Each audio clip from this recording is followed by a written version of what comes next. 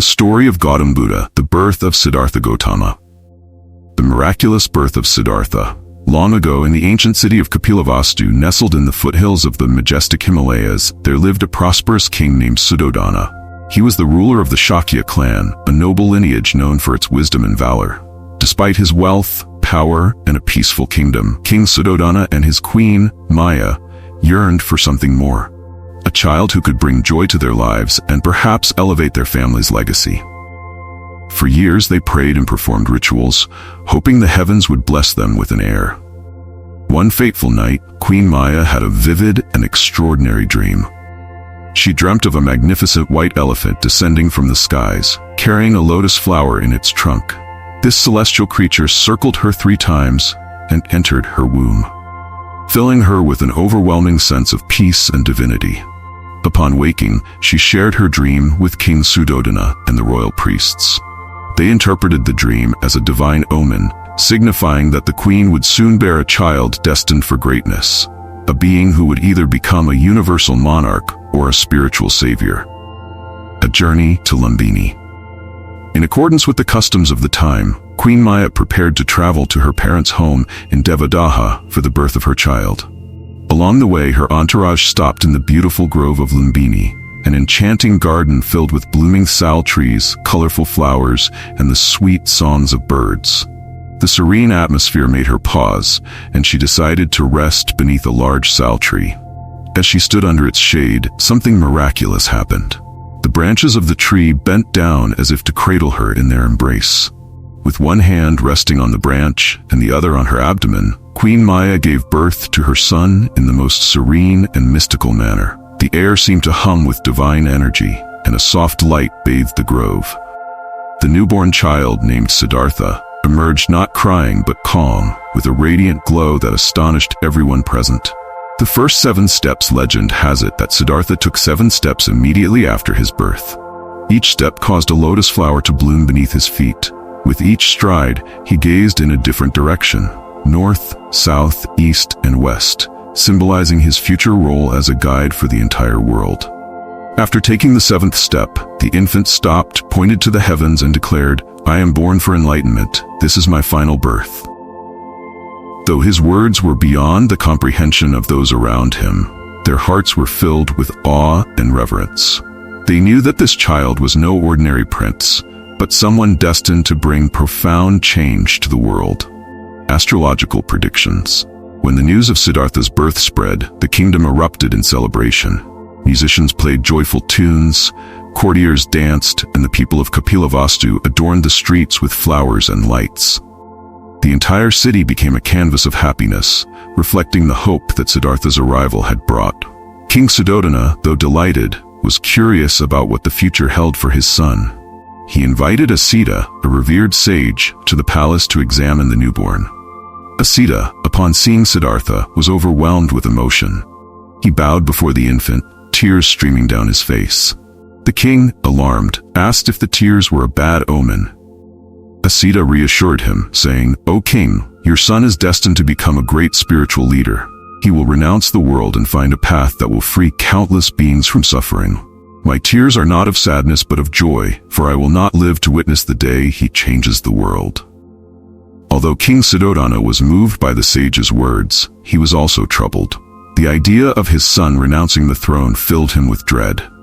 Determined to prevent this prophecy from coming true, he resolved to shield Siddhartha from all forms of suffering, hoping to keep him attached to the comforts of royal life.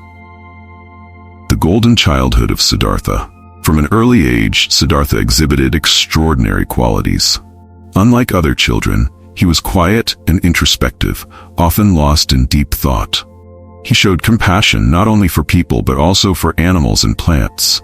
Stories abound about his acts of kindness, such as releasing a bird caught by his cousin Devadatta or comforting an injured animal. King Suddhodana spared no effort in ensuring that Siddhartha's life was filled with luxury and happiness. He built 3 magnificent palaces for his son, one for each season, summer, winter, and monsoon. The palaces were adorned with the finest decorations, from silken curtains to golden chandeliers. Servants catered to Siddhartha's every whim, while musicians and dancers entertained him day and night. Yet, Despite the opulence, Siddhartha's heart remained untouched by material pleasures. He often questioned the purpose of life and felt a deep longing for something greater, though he could not yet articulate what it was. His demeanor set him apart, even among the royal court, earning him both admiration and puzzlement. Signs of destiny. One day, when Siddhartha was still a child, a remarkable incident occurred. During a festival in the palace gardens, while everyone was engrossed in celebration, the young prince wandered off to sit under a rose apple tree. He crossed his legs in a meditative posture and entered a state of profound stillness. Observers later described him as glowing with serenity and peace. When King Suddhodana learned of this, he grew even more concerned. To counteract Siddhartha's natural inclination toward reflection, the king arranged for his son to be trained in martial arts, governance, and the sciences. Siddhartha excelled in all his lessons, proving to be a prodigy in strength and intellect. However, these accomplishments did little to quell his inner restlessness. The marriage of Siddhartha. Hoping to anchor Siddhartha further into worldly life, King Suddhodana arranged his marriage to the beautiful and kind Yashodhara, the daughter of a neighboring noble family. The wedding was a grand affair, celebrated with great pomp and splendor. Siddhartha and Yashodhara shared a deep bond, and soon they were blessed with a son, whom they named Rahula. To outsiders, Siddhartha's life seemed perfect. A loving family, endless riches, and the adoration of his people. But within, the prince was far from content. He could not shake the feeling that something was missing, that life as he knew it was incomplete. The turning point. The seeds of Siddhartha's destiny had already been sown, but the time for their fruition was yet to come. His birth, surrounded by miraculous signs and predictions, was just the beginning of a journey that would eventually lead to enlightenment. From the moment he entered the world, Siddhartha's life was marked by questions, wonder, and the silent call of a higher purpose. The world, though celebrating his royal birth, had no idea that this child would grow up to challenge the very foundations of human understanding and lead countless beings toward liberation, a restless heart in a gilded cage. Siddhartha Gautama, though born into the splendor of royalty, often found himself troubled by a sense of incompleteness. His father, King Suddhodana, had shielded him from the outside world, ensuring his life within the palace was a paradise of comfort and indulgence. Every possible distraction was provided: gardens filled with exotic flowers, musicians skilled in every melody, and companions who catered to his every whim. Yet, these luxuries felt hollow to Siddhartha. By the time he reached his late 20s, his restlessness grew unbearable. Siddhartha often stared beyond the palace gates, wondering what lay beyond the towering walls. His heart longed to understand life beyond the perfect facade he had known. Despite his father's efforts to confine him to this life of indulgence, Siddhartha yearned for something more profound, an understanding of the world and its truths. The king's plan to shield his son, King Suddhodana, was deeply aware of the prophecy surrounding Siddhartha's life. The sage Asita had foretold that his son would either become a great monarch or renounce the world to seek spiritual enlightenment. Terrified of losing his heir to asceticism, the king doubled his efforts to keep Siddhartha attached to the material world. The king issued strict orders. No one was to speak of suffering, aging, sickness, or death within the palace walls. Streets were meticulously cleaned whenever Siddhartha ventured out, and only the healthiest and happiest people were allowed near him. King Suddhodana believed that by shielding Siddhartha from the harsh realities of life, he could bind him to his royal destiny. But fate had its own plans. The first journey outside the palace. Siddhartha's yearning for the outside world eventually grew too strong to ignore. One day, he requested his charioteer Channa to take him beyond the palace gates. Though hesitant, Channa obeyed. As their chariot rolled through the bustling streets of Kapilavastu, Siddhartha marveled at the life he had never seen.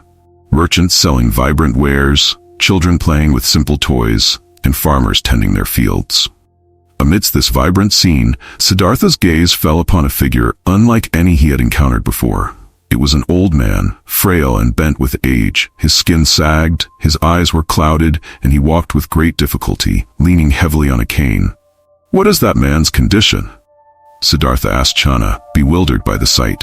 Channa hesitated but replied honestly, "Prince, that is an old man. All people, if they live long enough, will one day grow old and frail like him." The revelation struck Siddhartha like a thunderbolt. Until that moment, he had believed in the permanence of youth and vitality.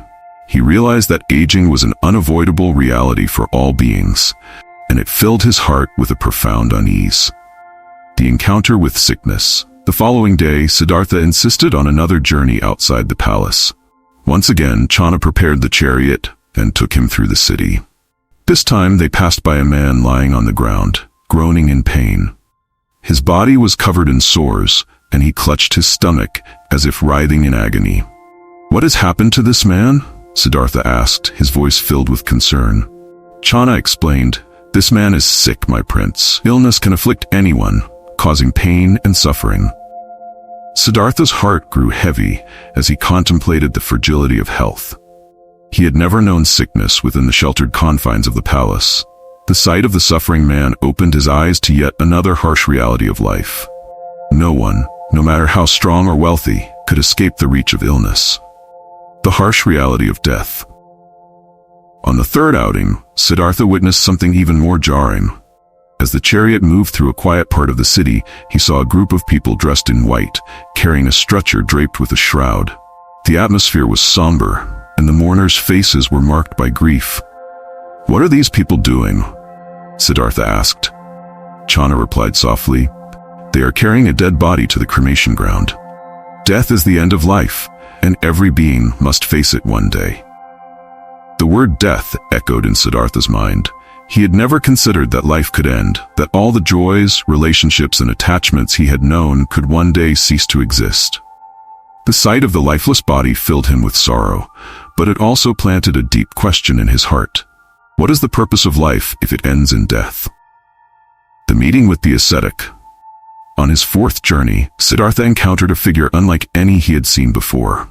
It was an ascetic, a man who had renounced worldly possessions and lived a life of simplicity. The ascetic walked with a calm demeanor, his face radiant with peace and contentment. "What kind of man is this?" Siddhartha asked Channa. "This is a holy man, a seeker of truth," Channa explained. "He has renounced worldly pleasures in search of spiritual enlightenment and liberation from suffering." Siddhartha was captivated by the ascetic's serene expression. For the first time, he glimpsed the possibility of a life beyond the fleeting pleasures and inevitable pains of existence. The image of the ascetic stayed with him, igniting a spark within his heart, the yearning to discover the truth for himself. Siddhartha's inner transformation. The four sights profoundly altered Siddhartha's understanding of life. He could no longer ignore the realities of aging, sickness, death, and suffering. These encounters revealed to him the transient nature of the world he had known. His luxurious life in the palace now seemed shallow, unable to shield him from the ultimate truths of existence. Siddhartha began to question everything. Why do people suffer? Is there a way to overcome this suffering? What is the purpose of life if it is impermanent? These questions consumed him, leaving him restless and unsatisfied with his royal duties and privileges. The decision to seek the truth back in the palace, Siddhartha tried to return to his routine, but the images of the four sights haunted him. He could no longer find joy in the lavish feasts or the grand entertainments. Even the laughter of his son, Rahula, reminded him of life's impermanence. One night, as the palace slept, Siddhartha stood by the window of his chamber, gazing at the moonlit sky. He felt a profound calling within, a need to seek answers to the questions that had arisen in his heart. He realized that he could not find these answers within the confines of the palace. Siddhartha made a decision that would change not only his life, but the course of history. He resolved to leave the palace, renounce his royal life, and embark on a journey to uncover the truth about existence.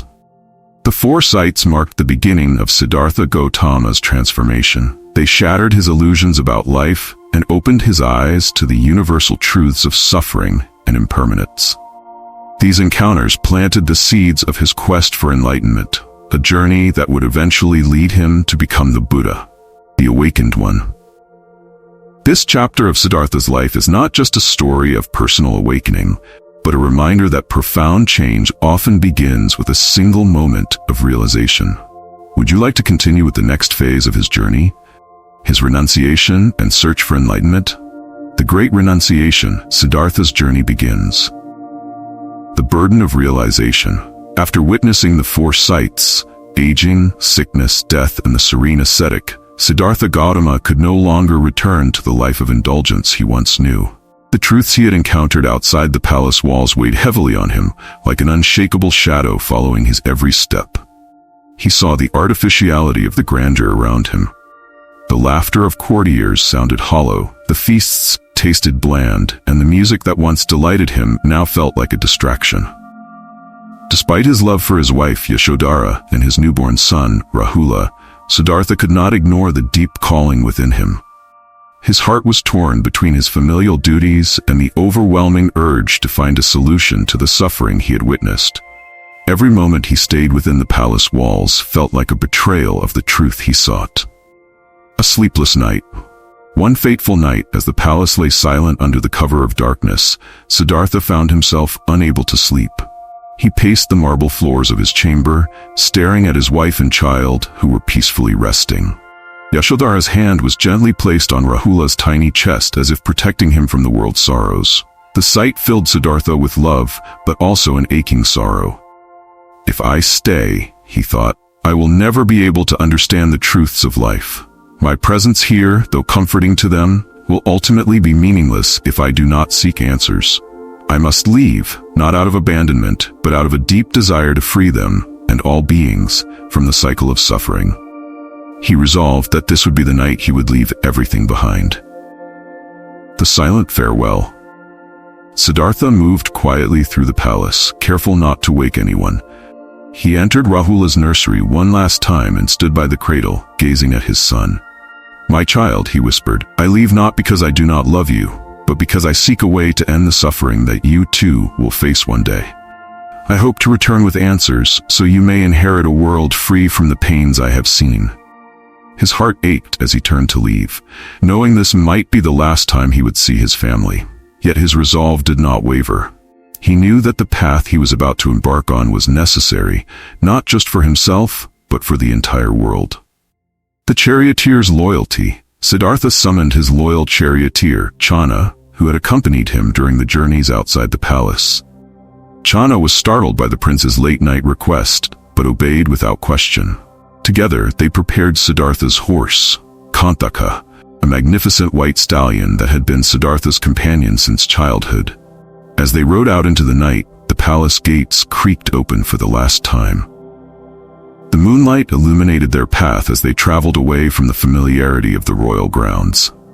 Siddhartha felt a mixture of sorrow and liberation, each step taking him farther from his old life and closer to his destiny.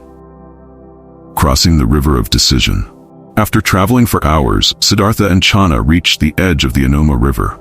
The river's calm waters reflected the starlit sky, creating a serene yet symbolic scene. Siddhartha dismounted Kantaka and turned to Channa. This is where we part ways, he said. Channa was stunned. My lord, I cannot leave you here alone. Let me serve you on your journey. Siddhartha placed a reassuring hand on Channa's shoulder. You have served me faithfully, Channa, but this is a path I must walk alone. Return to the palace and tell my father that I have left in search of the ultimate truth. Assure him that this is not an act of rebellion, but of devotion to a greater purpose. Reluctantly, Channa agreed. Siddhartha removed his royal garments, heavy with jewels and silk, and handed them to Channa. In their place, he donned the simple robes of an ascetic, a symbol of his renunciation of material wealth and status.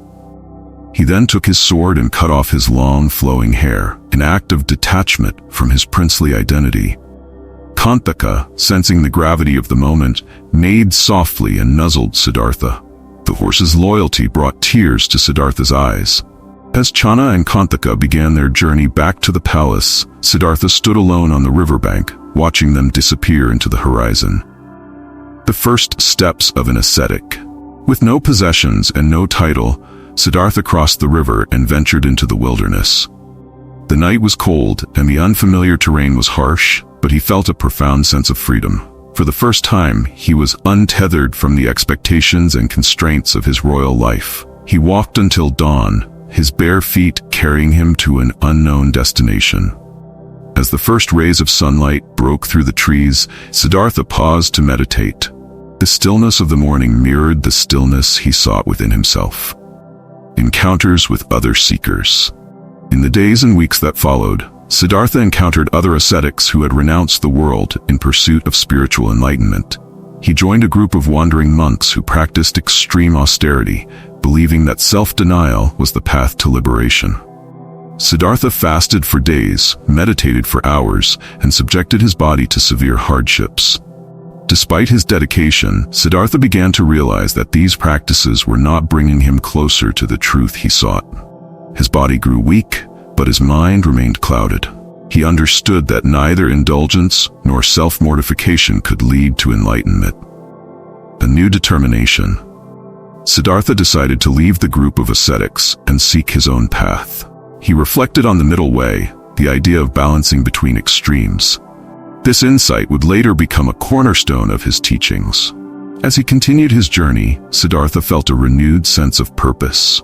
He vowed to sit in meditation until he uncovered the ultimate truth about existence. His renunciation had been the first step, but he knew that his journey had only just begun. The courage to let go. The Great Renunciation was not just a physical departure from the palace, but a profound spiritual act of courage. Siddhartha relinquished his royal identity, his wealth, and even his family, driven by a deep compassion for all beings. This pivotal moment marked the beginning of his transformation from prince to seeker, setting him on a path that would eventually lead to his awakening as the Buddha. The middle path, Siddhartha's realization of balance. The struggle of extremes. After renouncing his princely life, Siddhartha Gautama embarked on a relentless quest for truth. For years, he immersed himself in ascetic practices alongside a group of wandering monks. These practitioners believed that the path to enlightenment lay in extreme self-denial and the mortification of the body. Siddhartha fasted until his ribs pressed against his skin. He meditated in unbearable heat and freezing cold, ignoring the pain that racked his body. He ate so little that his figure became skeletal, and his strength waned. Villagers passing by would often mistake him for a ghost or a living corpse. Despite his dedication, Siddhartha remained unsatisfied. Though his body grew weaker, his mind did not achieve the clarity or liberation he sought. The emptiness within him was not filled by suffering, just as it had not been filled by the indulgences of his royal life. One day, as he sat beneath a tree, trembling from hunger and exhaustion, Siddhartha fainted. When he awoke, he realized something profound. Extremes, whether of luxury or deprivation, could not lead to the truth. The path to enlightenment must lie somewhere between these opposites, a balance that nurtures both body and mind without becoming enslaved to either. A bowl of rice and a kind offering. Shortly after his realization, Siddhartha sat by the banks of a river, pondering this newfound insight.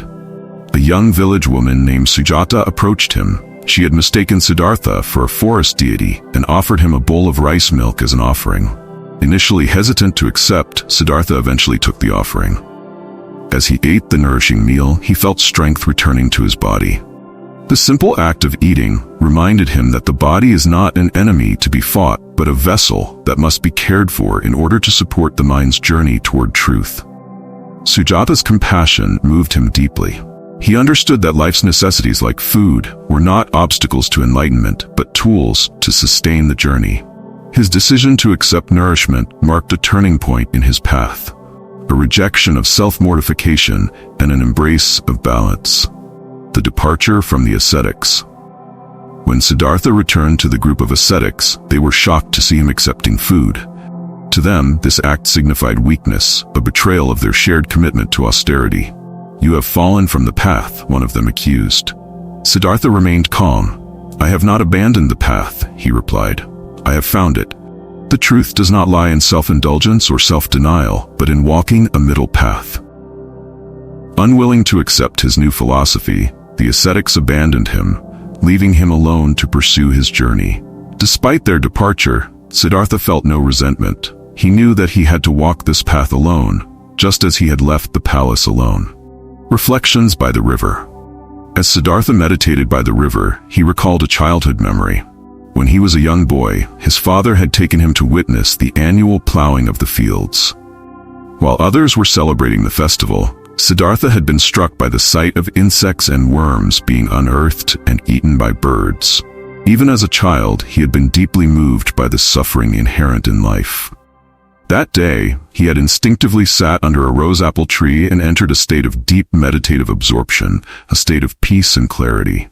Now, years later, he realized that the natural, effortless balance of that childhood meditation was the key. This memory became a guiding light, showing him that enlightenment required neither indulgence nor self-inflicted pain, but a quiet, centered mind free from attachment. The middle path takes shape. The middle path, as Siddhartha envisioned it, was not merely a compromise between two extremes, but a profound philosophy rooted in balance. It meant recognizing the impermanence of all things, neither clinging to pleasures nor rejecting the necessities of life. This path called for mindfulness, a deep awareness of the present moment, and the cultivation of compassion for oneself and others. Siddhartha began to see that liberation came from understanding the true nature of reality, not from punishing or gratifying the body. He likened this balance to the strings of a lute. If the strings were too tight, they would break. If they were too loose, they would produce no sound. Only when the strings were tuned just right could the instrument create harmony. Encounters with wisdom. As Siddhartha traveled onward, his thoughts grew clearer. One day he encountered a ferryman who offered him passage across a river. The ferryman, though humble, spoke with a wisdom that resonated deeply with Siddhartha. "The river is always flowing," the ferryman said as they crossed. "It is never the same, yet it is always the river. Life is much like this.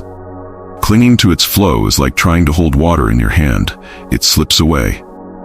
But if you let it flow, you can witness its beauty and learn its lessons." The ferryman's words reinforced Siddhartha's realization of impermanence and the futility of attachment.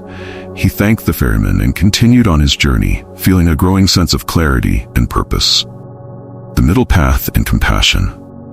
As Siddhartha practiced the middle path, he noticed a transformation within himself. His mind grew calm, his heart opened, and his focus sharpened.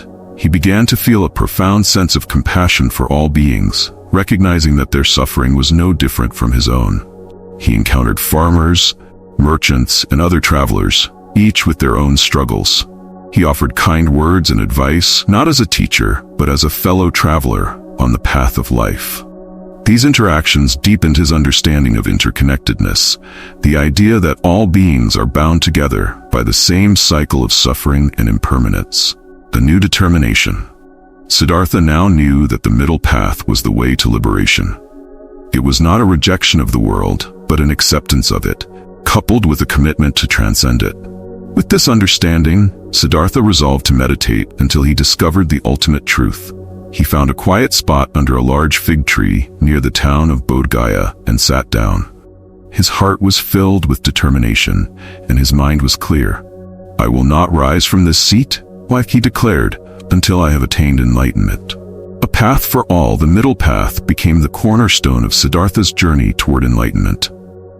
It was not just a personal realization, but a universal truth that he would later teach to the world. By rejecting extremes and embracing balance, Siddhartha laid the foundation for a philosophy that continues to guide countless seekers on their own paths to peace and understanding. The Bodhi Tree, Siddhartha's journey to enlightenment. The arrival at the Bodhi Tree.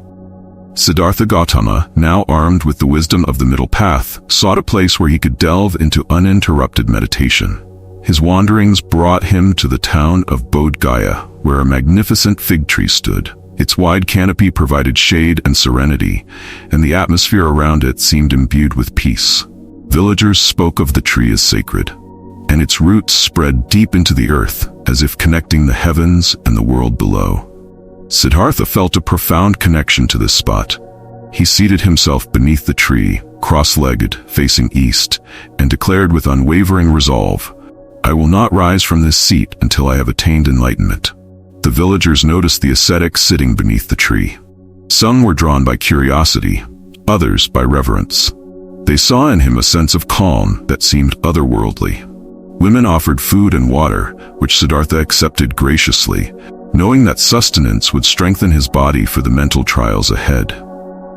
Mara's challenge, the Lord of Temptation. As Siddhartha settled into deep meditation, his presence disturbed a being of immense power, Mara, the Lord of Illusion. Mara ruled over desire, fear, and attachment, and he saw Siddhartha's quest as a threat to his dominion over human minds. Determined to break Siddhartha's focus, Mara summoned his armies. Fierce demons emerged from the shadows, armed with spears and swords. They launched their weapons at Siddhartha, but as they approached him, the weapons transformed into flowers and fell harmlessly to the ground. Siddhartha remained motionless, his mind unshaken. Mara then sent powerful storms. The winds howled and rain poured down in torrents. Yet the Bodhi tree stood firm and Siddhartha's meditation remained undisturbed. His inner peace acted as an unbreakable shield against the chaos. Frustrated, Mara changed tactics. He sent visions of great wealth, power, and pleasure, hoping to awaken greed and attachment in Siddhartha's heart. But Siddhartha, fully embracing the middle path, saw these illusions for what they were, temporary distractions. Finally, Mara summoned his most potent weapon, doubt. Appearing before Siddhartha, Mara whispered, "Who are you to seek enlightenment? What makes you worthy of this pursuit? Return to the world. This path is not for you." In response, Siddhartha reached down and touched the earth with his right hand, calling it to bear witness to his worthiness. The earth trembled in acknowledgement, and Mara's illusions dissolved into nothingness. Defeated, Mara retreated, leaving Siddhartha in profound silence. The night of awakening with Mara vanquished, Siddhartha's mind entered an extraordinary state of clarity. He began to see the true nature of existence with unprecedented depth. Over the course of that fateful night, he experienced 3 distinct realizations, often called the 3 watches of the night. The first watch, knowledge of past lives. In the first part of the night, Siddhartha's mind expanded to encompass all his past lives. He saw himself being born, growing, aging, and dying countless times. He witnessed the cycles of rebirth, the joys and sorrows, and the lessons learned in each life. This revelation confirmed the continuity of existence and the binding nature of karma, the law of cause and effect. Every action led to consequences, shaping the conditions of future lives. The second watch, understanding of universal laws. As midnight approached, Siddhartha's vision widened further. He saw not only his own lives but the workings of the entire universe. He understood the interconnectedness of all beings and the suffering that arose from ignorance and desire. He realized that all beings were trapped in samsara, the endless cycle of birth, death, and rebirth. This cycle was perpetuated by craving, aversion, and ignorance, the 3 poisons. The third watch, the 4 noble truths and liberation. In the final hours before dawn, Siddhartha discovered the 4 noble truths. 1. The truth of suffering, dukkha. Life is marked by suffering, from physical pain to emotional and existential struggles. 2. The truth of the cause of suffering. The root of suffering lies in craving and attachment, fueled by ignorance. 3. The truth of the cessation of suffering. Liberation from suffering is possible by overcoming craving and ignorance. 4. The truth of the path to the cessation of suffering. The Eightfold Path, a guide to ethical conduct, mental discipline, and wisdom, leads to enlightenment. With this realization, Siddhartha achieved nirvana. He transcended the cycle of samsara, free from the constraints of birth and death. The morning of enlightenment. As the first light of dawn broke, Siddhartha opened his eyes. He was no longer the seeker he had been. The man who had left his palace as Siddhartha Gautama was now the Buddha, the awakened one. The world seemed both unchanged and completely new. The grass shimmered with dew, the wind carried the fragrance of blossoms, and the sky painted hues of pink and gold. The Buddha sat in perfect stillness, radiating a profound peace that seemed to embrace all living beings. Reflections under the Bodhi Tree. The Buddha remained under the Bodhi tree for several days, contemplating the truths he had discovered. He felt immense compassion for all beings, knowing that their suffering stemmed from ignorance. He understood how challenging it would be to convey the depth of his insights to others. At one point, the thought crossed his mind, who will understand this profound truth? It is subtle and difficult to grasp. Perhaps it is better to remain silent. But the memory of humanity's suffering stirred him. He recalled the countless beings he had seen trapped in samsara and resolved to teach the Dharma to those ready to listen. The Bodhi Tree, a symbol of enlightenment. The Bodhi Tree became a symbol of enlightenment, representing the Buddha's victory over ignorance, desire, and fear.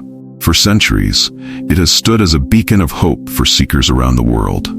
Pilgrims continue to visit Bodh Gaya to meditate beneath its descendants, hoping to touch the same serenity and wisdom that Siddhartha experienced.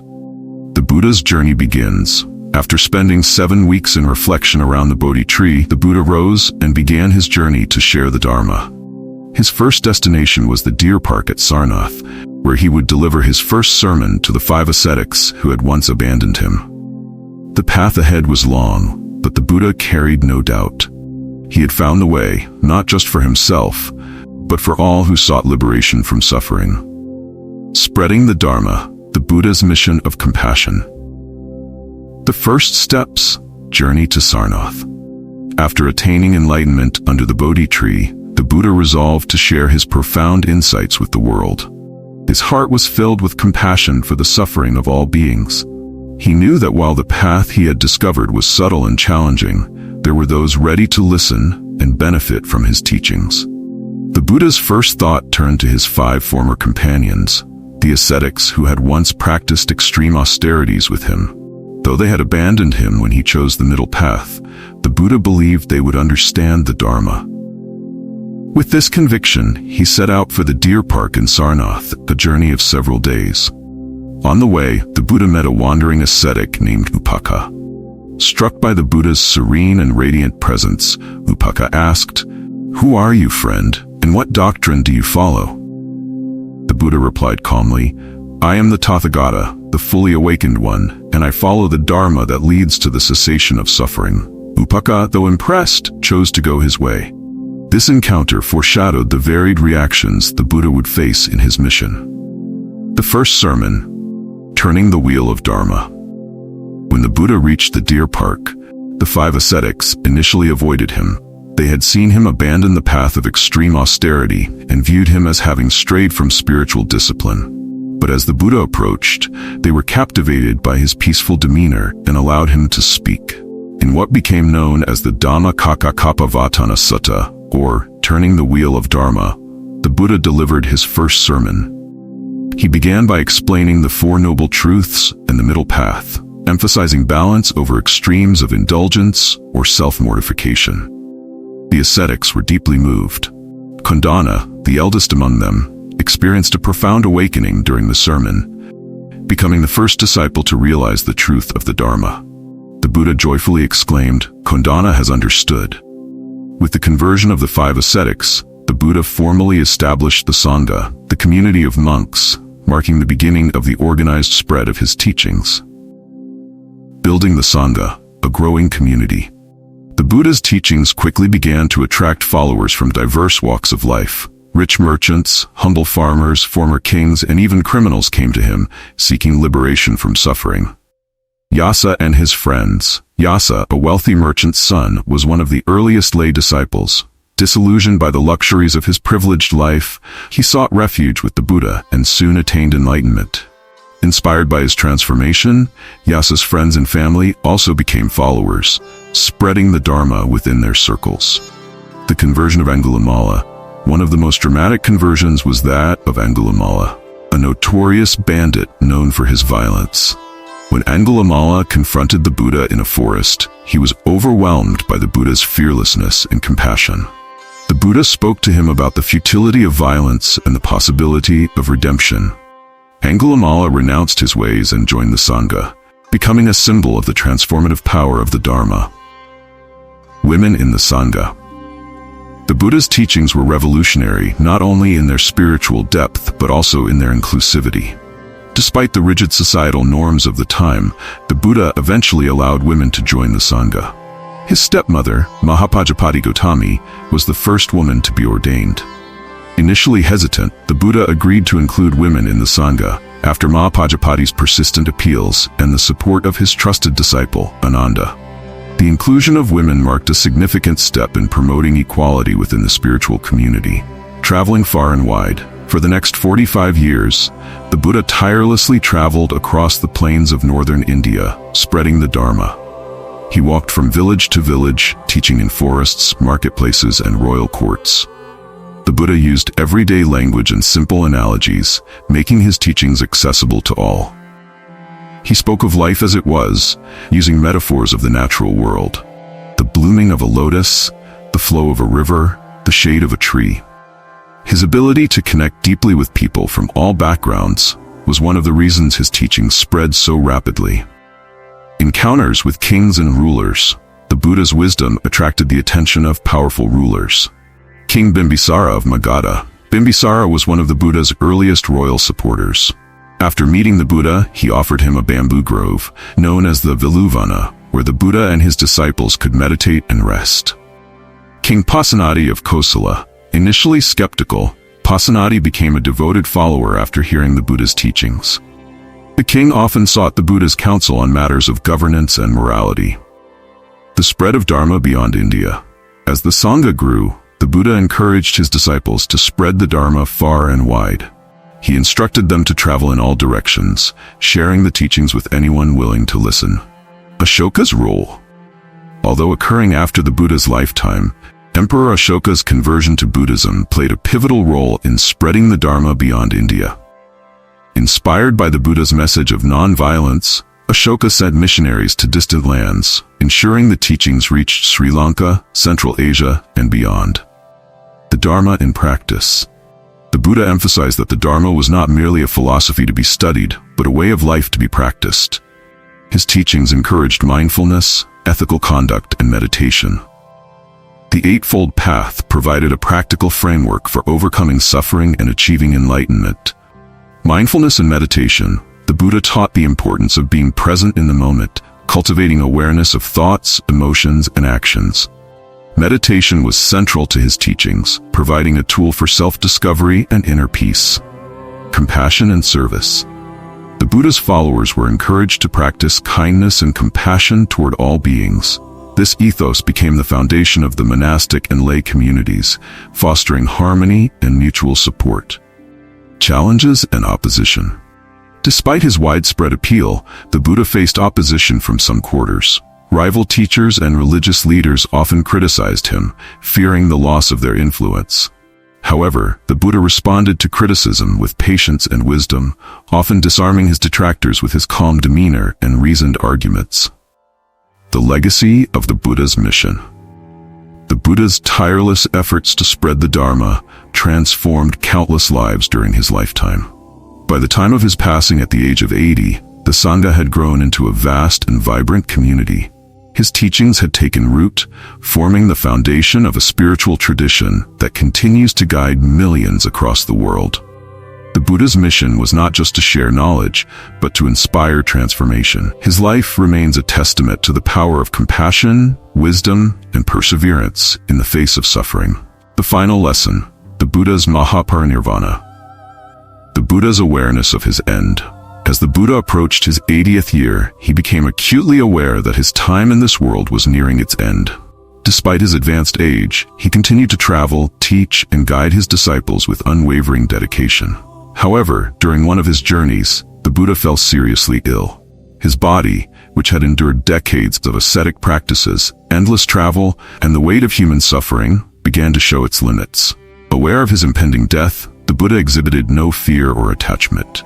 Instead, he viewed his passing as a natural part of existence. He remarked to his devoted attendant Ananda, "The body is like a worn-out cart. It cannot last forever. But do not grieve, Ananda, for the Dharma will be your guide after I am gone." The journey to Kushinagar.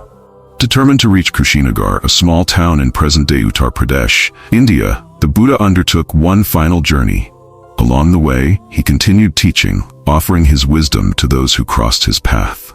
During this journey, a blacksmith named Kunda offered the Buddha a meal as an act of devotion. The Buddha graciously accepted the offering, but the meal caused severe food poisoning, further weakening him. Despite his suffering, the Buddha expressed gratitude to Kunda, assuring him that his offering was meritorious. As his condition worsened, the Buddha instructed his disciples to spread his teachings widely. ensuring that the Dharma would endure. The last teachings. When the Buddha reached Kushinagar, he requested his disciples to prepare a resting place under the twin sal trees. Lying on his right side, with his head supported by his hand, the Buddha entered a state of calm meditation. The sal trees bloomed out of season, showering him with their fragrant blossoms as if to honor his presence. As his disciples gathered around him, many were overcome with sorrow. Ananda, who had served the Buddha faithfully for decades, wept openly. Seeing his grief, the Buddha reassured him, "Do not weep, Ananda. Everything that arises is subject to cessation. You must continue the work we have begun, for the Dharma will remain a lamp to guide all beings." He then addressed the assembly, summarizing the essence of his teachings. "Be a light unto yourselves." The Buddha emphasized self-reliance, urging his followers to look within for guidance rather than relying solely on external authorities. The impermanence of all things. He reminded them that all conditioned things are transient, and that understanding this truth leads to liberation. The Four Noble Truths and the Eightfold Path. He reaffirmed these as the foundation of his teachings, a practical guide to overcoming suffering. The Buddha's final words. As the Buddha's physical strength waned, he spoke his final words, a timeless reminder of the central truth of his teachings. All conditioned things are impermanent. Strive on with diligence. With this, the Buddha entered deep meditation, passing through successive states of concentration. Finally, he entered Mahaparinirvana, the ultimate state of liberation, free from the cycles of birth and death. The reaction of the disciples. The Buddha's passing left his disciples in a state of profound grief. Ananda, in particular, felt a deep sense of loss, questioning how the Sangha would continue without the Buddha's physical presence. However, the Buddha's chief disciple, Mokkappa, reminded them of the Buddha's enduring legacy. The Buddha may have passed away, but the Dharma remains. It is now our responsibility to uphold his teachings and guide others on the path to enlightenment. With this realization, the disciples resolved to honor the Buddha's teachings by preserving and spreading the Dharma. The cremation and the relics. The Buddha's body was cremated with great reverence. Kings, monks, and lay people gathered to pay their respects, offering flowers and incense. His ashes and relics were divided among 8 kingdoms, enshrined in stupas, monuments, built to honor his memory. These stupas became centers of devotion, inspiring countless generations to follow the path of the Buddha. The legacy of the final lesson. The Buddha's final lesson was not just about accepting death, but about embracing impermanence as a fundamental truth of existence. By understanding the fleeting nature of life, one could transcend attachment and live with wisdom and compassion. Even today, the Buddha's teachings continue to guide millions on their spiritual journeys. His life, culminating in his peaceful passing, remains a testament to the transformative power of mindfulness, compassion, and understanding. Lessons from the story of Gautam Buddha. Impermanence is universal. The Buddha's life teaches that everything in existence is transient. Embracing this truth helps us let go of attachments and find peace amidst change. Compassion as a way of life. From renouncing his princely life to teaching tirelessly, the Buddha exemplified boundless compassion for all beings, urging us to live with kindness and empathy. Self-reliance on the path. The Buddha encouraged individuals to be their own guides, emphasizing personal effort and self-discovery as essential for enlightenment. The middle path, avoiding extremes in life, whether indulgence or asceticism, leads to balance, clarity, and true wisdom. Mindfulness and meditation. The practice of mindfulness helps us remain present, understand ourselves, and overcome suffering. Teaching through example. The Buddha's actions, not just his words, inspired his followers. Leading by example remains a powerful way to influence and transform lives. These lessons are timeless, encouraging us to lead a life of purpose, awareness, and compassion.